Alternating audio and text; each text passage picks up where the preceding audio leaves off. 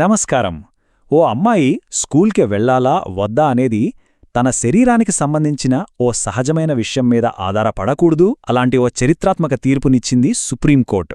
ఈరోజు మనం ఈ తీర్పు గురించి కొంచెం లోతుగా చూద్దాం. ఎందుకంటే ఇది కేవలం ఆరోగ్యం గురించే కాదు, ప్రతి బాలిక విద్య, వాళ్ల గౌరవానికి సంబంధించిన హక్కు గురించి.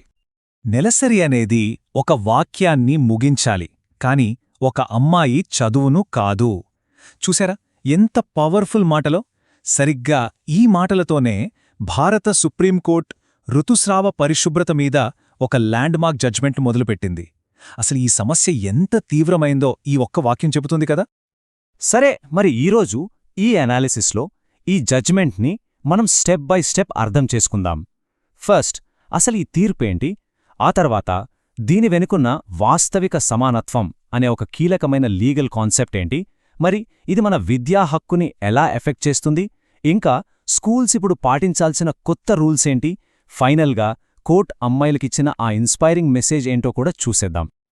ఓకే, ఇక అసలు పాయింట్కొచ్చేద్దాం.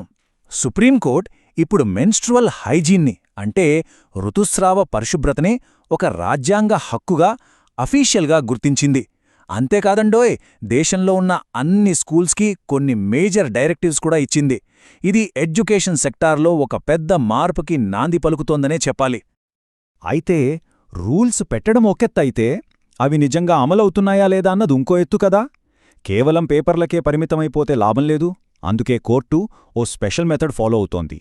అదేంటంటే, ఈ ఆర్డర్స్ అన్నీ కంప్లీట్గా ఇంప్లిమెంట్ అయ్యేంతవరకు కోర్టు ఈ కేస్ని క్లోజ్ చెయ్యదు, కంటిన్యూస్గా మానిటర్ చేస్తూనే ఉంటుంది. దీనివల్ల ఏమవుతుందంటే, ప్రభుత్వాలు తప్పనిసరిగా యాక్షన్ తీసుకోవాల్సిందే, తప్పించుకోవడానికి ఛాన్సే లేదు. ఇప్పుడు మనం ఈ మొత్తం జడ్జ్మెంట్కి ఫౌండేషన్ లాంటి ఒక చాలా ఇంపార్టెంట్ లీగల్ కాన్సెప్ట్ గురించి తెలుసుకుందాం. అదే వాస్తవిక సమానత్వం. ఇంగ్లీష్లో చెప్పాలంటే సబ్స్టాంటివ్ ఈక్వాలిటీ. ఒక్క నిమిషం ఆలోచిద్దాం. అందర్నీ ఒకేలా ట్రీట్ చేయడం, అందరి పట్ల న్యాయంగా ఉండడం, ఈ రెండూ ఒకటే అంటారా, కాదంటారా? ఈ ఒక్క ప్రశ్నకు సమాధానం దొరికితే ఈ తీర్పు సారాంశం మనకు ఈజీగా అర్థమైపోతుంది. ఈ విజువల్ చూస్తే ఆ డిఫరెన్స్ ఏంటో మనకు చాలా క్లియర్గా తెలిసిపోతుంది. లెఫ్ట్ సైడ్ చూడండి, ఇద్దరికీ ఒకే సైజ్ బాక్స్ ఇచ్చారు. దీన్నే ఫార్మల్ ఈక్వాలిటీ లేదా సాధారణ సమానత్వం అంటాం. కాని ఫలితమేంటి? హైట్ తక్కువున్న వాళ్లకి గోడ అవతల ఏం జరుగుతుందో కనిపించట్లేదు. ఇప్పుడు రైట్ సైడ్ చూడండి, ఇక్కడ అవసరాన్ని బట్టి హైట్ తక్కువున్న వాళ్లకి పెద్ద బాక్స్ ఇచ్చారు. దీంతో ఇద్దరు ఇప్పుడు సమానంగా చూడగలుగుతున్నారు. చూశారా? ఇదే వాస్తవిక సమానత్వం.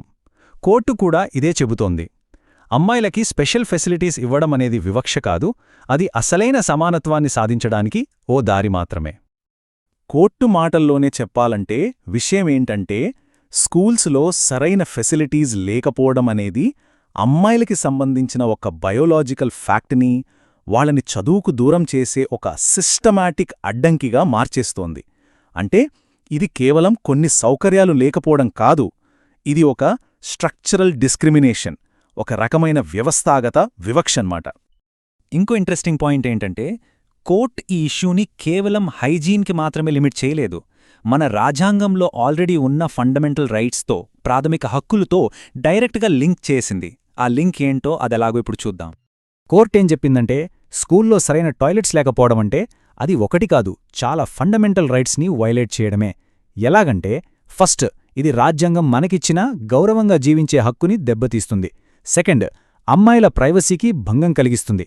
అన్నిటికన్నా ముఖ్యంగా ఇది మన విద్యా హక్కుని ఒక గ్యారంటీలా కాకుండా సౌకర్యాలు ఉంటే చదువుకో, లేకపోతే లేదు అన్నట్టు ఒక కండిషన్గా మార్చేస్తుంది. అంతేకాదు, కోర్టు రైట్ టు ఎడ్యుకేషన్ యాక్ట్ని కూడా ఒక కొత్త యాంగిల్లో చూసింది.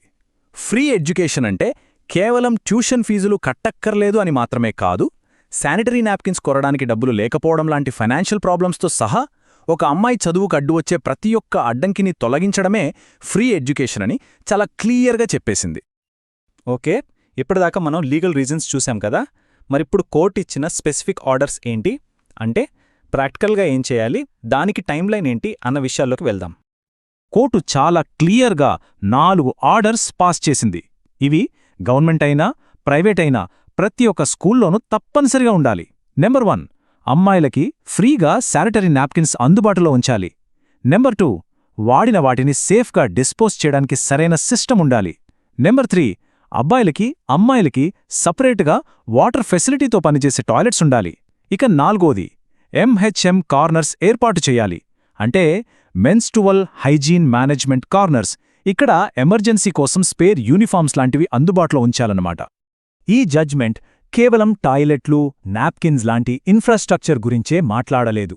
దానికంటే ఒక అడుగు ముందుకేసి మెన్స్ట్రుయేషన్ చుట్టూ ఉన్న సోషల్ స్టిగ్మా, అంటే సామాజిక కళంకాన్ని ఎలా తొలగించాలి అనే దానిమీద కూడా ఫోకస్ పెట్టింది.